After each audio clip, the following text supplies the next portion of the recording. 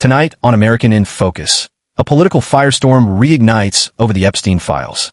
On the House floor, Kentucky Congressman Massie blasted the Department of Justice, demanding to know why.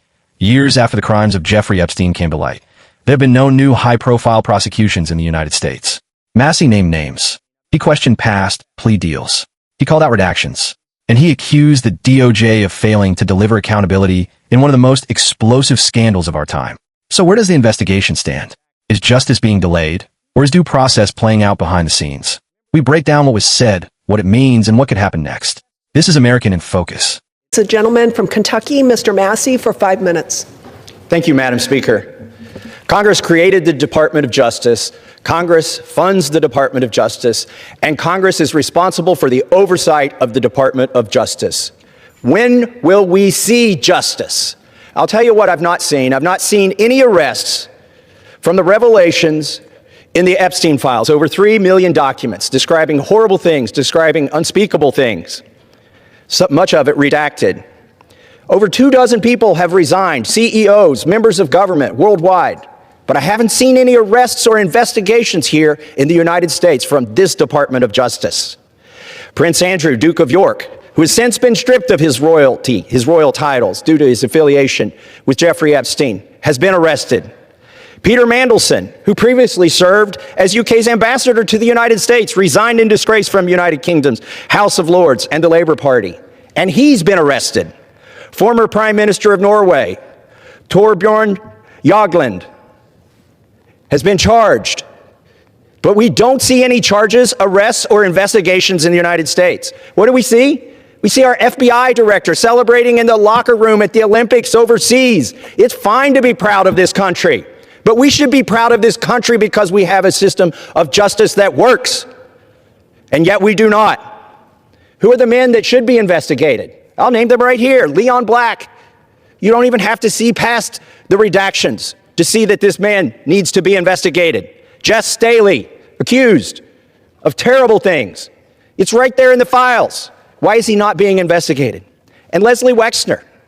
Why did the FBI list him as a co-conspirator in their own documents in a child sex trafficking case, and then tell him, according to him, that they had no questions for him? Why is that? Well, the Epstein Files Transparency Act requires the DOJ and the FBI to disclose to us their internal memos and emails about how they made those decisions, whether to prosecute or not prosecute.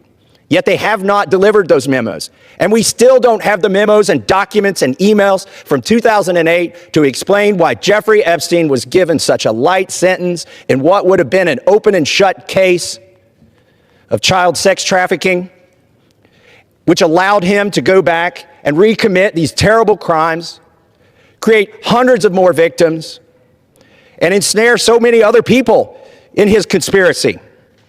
Where are those documents that describe those decisions? We need justice. We want the Department of Justice to get to work, and that's what they need to do now. Madam Speaker, I rise today to let the American people know that this government is under siege. All 3 branches of this government is under siege by lobbyists and lawyers from a German company named Bayer. They spent over $9 million lobbying the executive branch and the legislative branch so that they don't have to be liable for any damages that their herbicide causes, otherwise known as Roundup.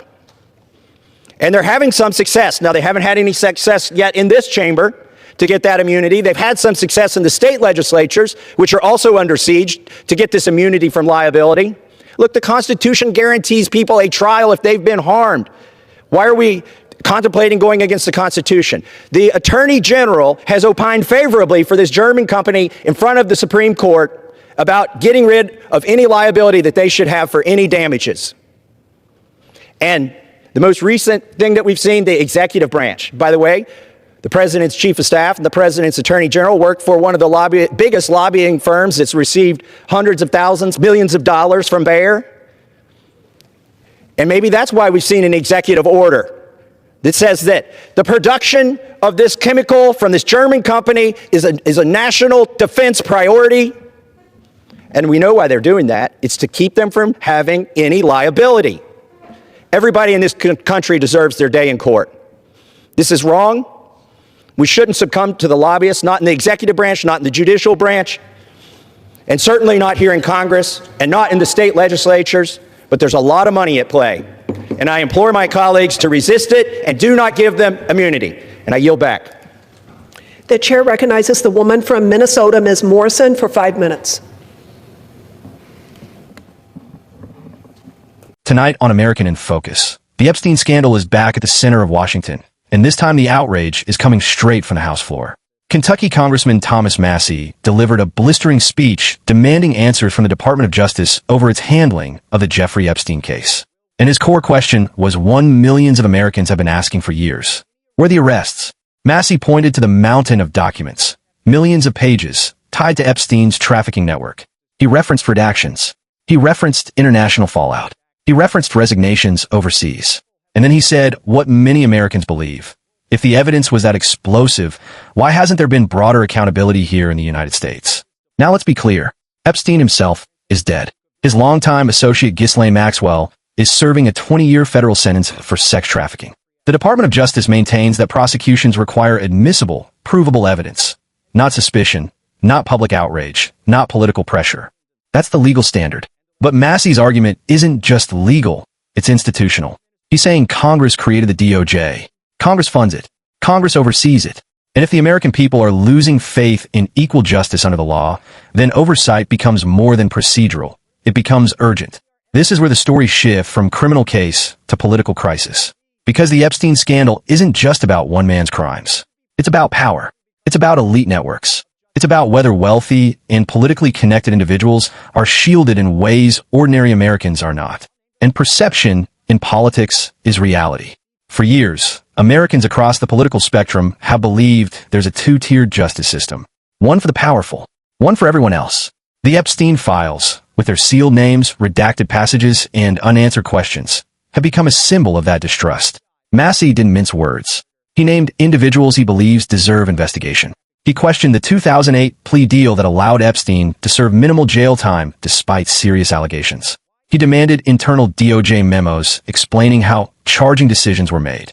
Now, defenders of the Justice Department argue that complex conspiracy cases take years, that sealed documents often protect victims, that redactions are sometimes necessary to prevent defamation or preserve ongoing investigations.